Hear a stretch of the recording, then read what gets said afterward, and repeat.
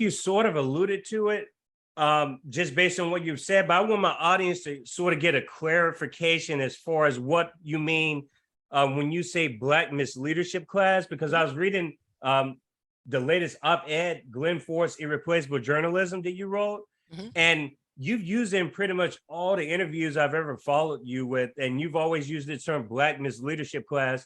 Did you coin that term? What does that come from? And what exactly does that mean? Well, that's a Black Agenda Report term. I can't remember if Glenn or Bruce. I wish I could credit. Sometimes we say the Black political class, but these are the people who were set up as a buffer class. In the days of the liberation movement, as that was being destroyed, one of the ways in which it was destroyed, sometimes with brute force, as in COINTELPRO and making people political prisoners, but there's a soft power arm too, co-optation, allowing some Black people to enter the system to some degree, people who are elected to public office, funding institutions. And these are people who are given prominence because they're not going to do, precisely because they're not going to do anything for Black people. So they're figureheads, they're professional figureheads. I guess that's the best way to sum it up. And that definitely applies to the Congressional Black Caucus. There was a time, and before the influence of money played such a big role in politics, that they were called the conscience of the Congress, and the most progressives. Now progressive doesn't mean anything. The so-called progressives say they're, in a Republican's is in office. So Trump, they'll go through the motions and say, we are going to raise the minimum wage. We'll do this, we'll do that. Biden comes in, and what do? They tweet. They go on Twitter and say, what would it mean to you and your family to have affordable health care? And they know that people want Medicare for all. They know that's what people want. That's why they say these things.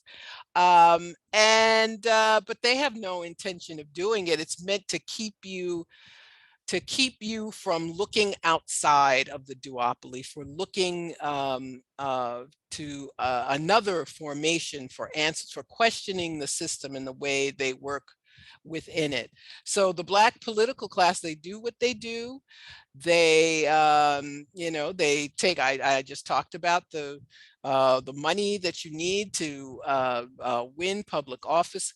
For example, Congressman James Clyburn of South Carolina, who is, this phony kingmaker. It's such a joke. He picked Biden because they all picked Biden. It was like, so Joe knows us. Joe Biden knows us.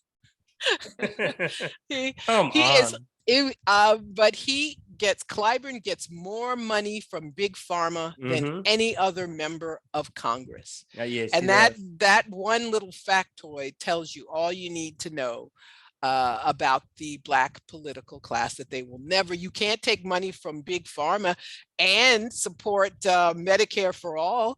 So that conflict of interest. Of course, you can't, bite the hand that feeds you. So that's where we are with the Black political class. They don't represent us. They represent other interests and their figureheads, giving people the impression that they are being. None of us are represented by people in Congress. None of us. They don't. Look what they've done. Nobody says all this money going for Ukraine, and there are like a handful of no votes. I mean, all of them say yes, yes, yes, yes, yes. And it's how many billion? $50 billion now? I can't keep track of what it is. It's this unanimity of opinion. There used to be a few people who would push back, who would question, who would go through the motions of saying something, but that's a long time ago now.